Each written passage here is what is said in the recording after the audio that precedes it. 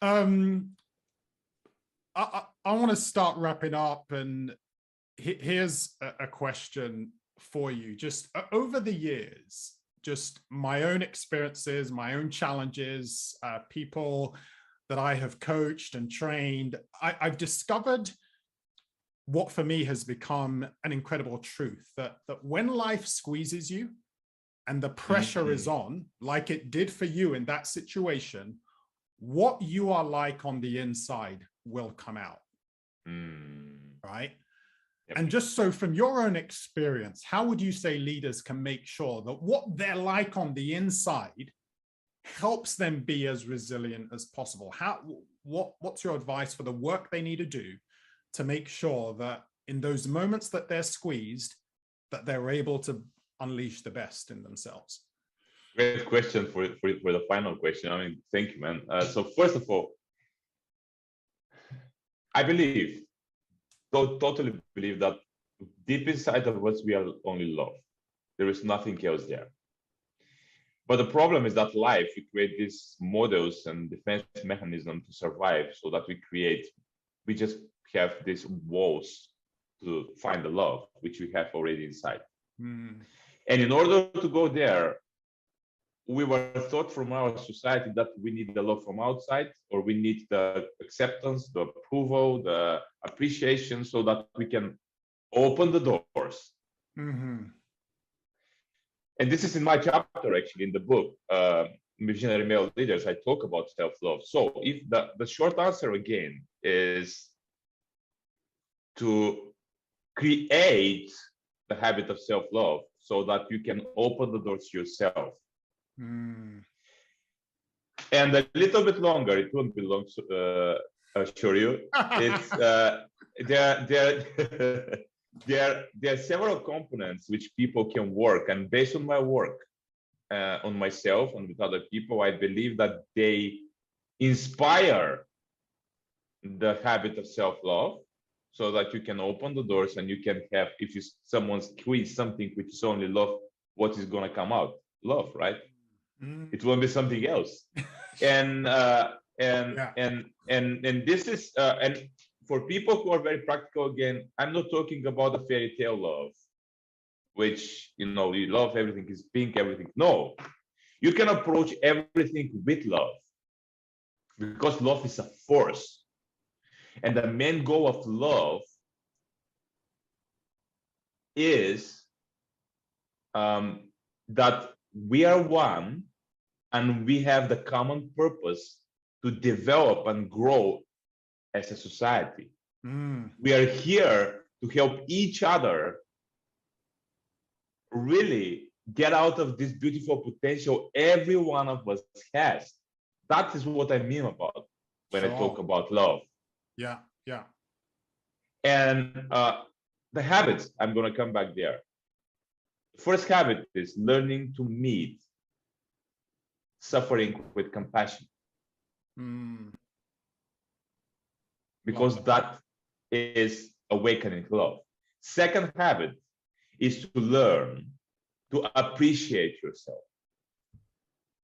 Learning to appreciate yourself creates a great shift. And the shift is coming from because normally we have negative bias, the society. Yeah. Because we could survive by this bias, and it was great for a time being. But now we are living in an era which is different.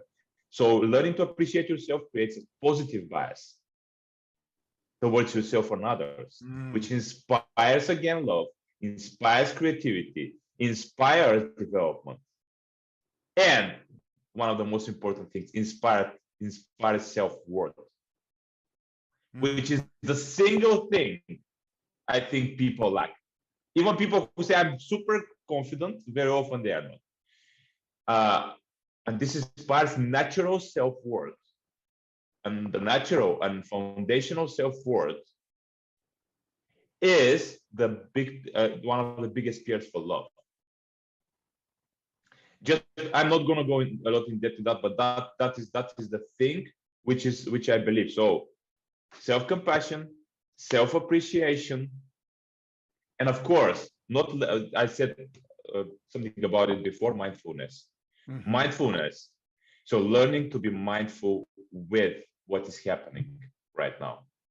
So mindfulness, being mindful in the right now with what is happening inside and outside, learning to meet suffering with compassion, and learning the habit of self-appreciation, which is going to help you to create a positive bias in your life towards yourself and others. If you do that, I'm 1000% sure there will be no person in the world who's not going to be happy, satisfied, and connected. And if you're that, tell me, what more do you want?